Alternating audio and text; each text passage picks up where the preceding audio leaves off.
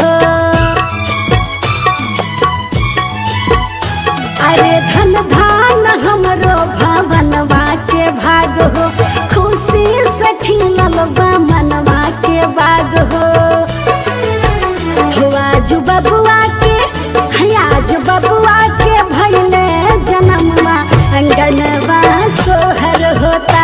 आज बबुआ के भइले जन्मवा, अंगनवा सोहर होता।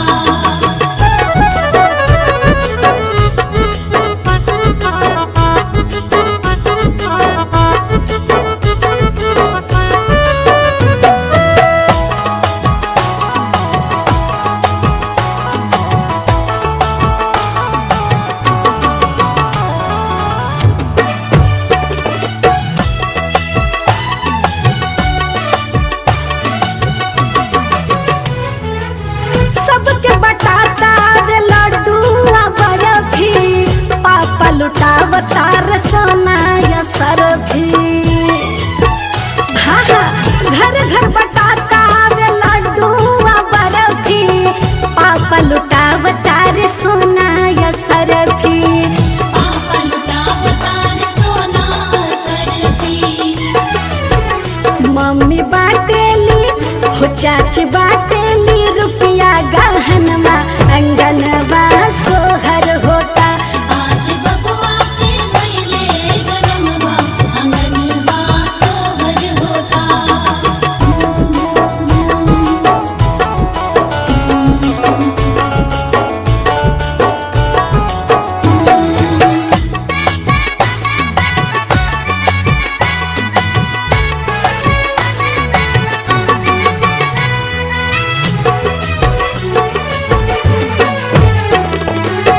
जगमग जराता कुलवा के ज्योति, चारों ओर खुशी के बरस हीरा मोती। हाँ हाँ जगमग जराता कुलवा के ज्योति, चारों ओर खुशी के बरस हीरा मोती। चारों खुशी के बरस हीरा मोती।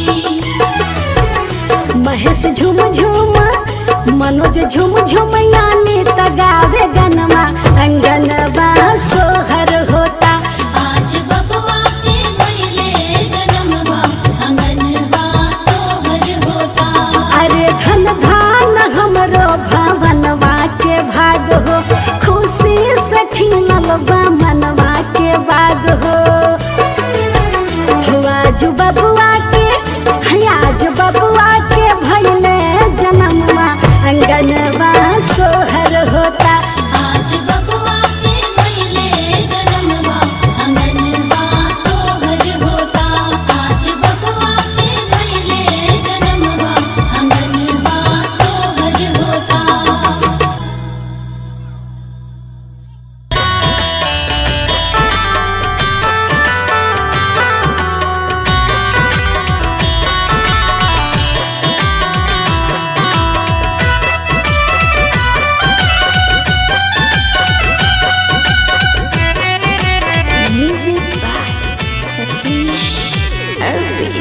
कमल फूल फूले पीछू परिया कमाना फूला, परिया कमाना फूला बगियान हो। कमल फूल फूले पीछू परिया कमाना फूला, परिया कमाना फूला बगियान हो। ए ललना कमल फूला फूले लायंगा नामा हो, दिलवा बड़ा सुंदर हो। ललना कावन फूला फूले लायंगा नवा हो, दिलवा बड़ा सुंदर हो।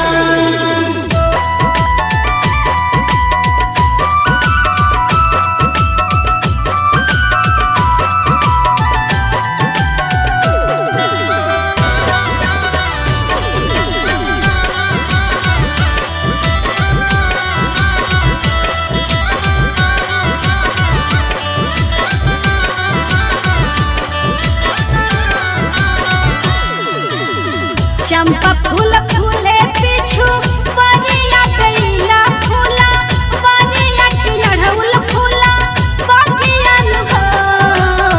चंपा फूल फूले पीछू परिया गईला